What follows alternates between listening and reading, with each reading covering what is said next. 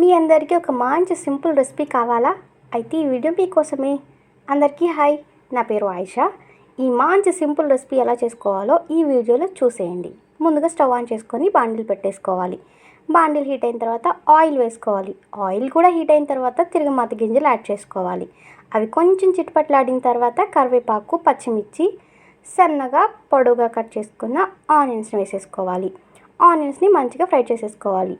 మధ్యలో టమాటా ఏం పాపం చేసింది, అవి కూడా ఒక 2 టమాటాలు కోసేసుకొని దీంట్లోకి యాడ్ చేసేసుకోవాలన్నమాట.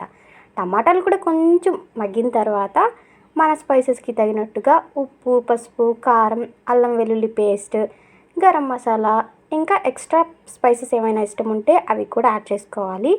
లేదు మాకు అంత స్పైసెస్ వద్దు అంటే ఉప్పు, పసుపుతో కూడా కానిచ్చేయచ్చు అనమాట. ఈ మసాలాల్లో ఉన్న పచ్చి వాసన పోయేంత వరకు మంచిగా కలిపేసుకోండి. పెరుగు క్వాంటిటీ కొంచెం ఎక్కువ వేసుకోవాలి. మీకు పెరుగు కూడా నచ్చలేదనుకోండి, అది కూడా స్కిప్ చేసేసుకోండి, ఏం పర్లేదు. వేసుకుంటే కొంచెం టేస్ట్ బాగుంటుంది. ఇక చల్లన్నమైనా పర్లేదు, లేకపోతే వేడన్నమైనా దీంట్లోకి వేసేసుకోవాలన్నమాట. నేను కారం మర్చిపోయాను, అందుకే లాస్ట్లో వేశాను.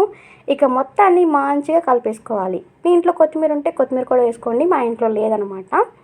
ఇక మంచిగా కలిపేసుకున్న తర్వాత ఆనియన్స్, లెమన్ పెట్టేసుకొని మంచిగా తినేయటమే, అంతే.